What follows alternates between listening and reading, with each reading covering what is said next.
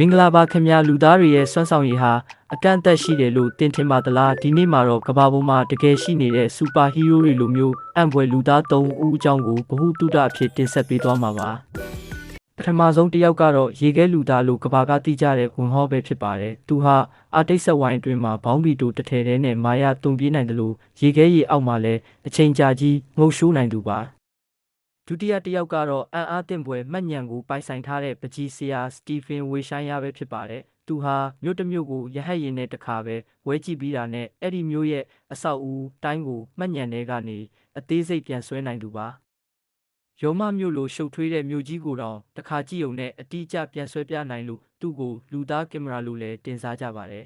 ။နောက်ဆုံးတစ်ယောက်ကတော့ပင်မနွမ်းနယ်မှုကိုမခံစားရတဲ့အာကအပြေးသမားဒင်းနန်ကာနာဇက်ပဲဖြစ်ပါတယ်။သူဟာအိတ်ဆက်ခြင်းမရှိဘဲရက်ပေါင်းများစွာဆက်တိုက်ပြေးနိုင်စွမ်းရှိသူပါ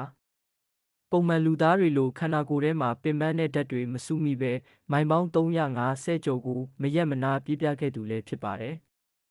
အခုတင်ဆက်ပေးခဲ့တဲ့အံ့ဖွယ်လူသား3ဦးထဲမှာတင်ဘသူကိုအံ့ဩဆုံးလဲဆိုတာခမန့်ထဲမှာရေးပေးခဲ့ပါဦးဒီလိုစိတ်ဝင်စားစရာဗဟုသုတတွေအမြဲကြည့်ဖို့ကျွန်တော်တို့ရဲ့ channel လေးကို subscribe လုပ်ထားဖို့မမေ့နဲ့အောင်နော်ကြည့်ရှုပေးတဲ့အတွက်ကျေးဇူးတင်ပါတယ်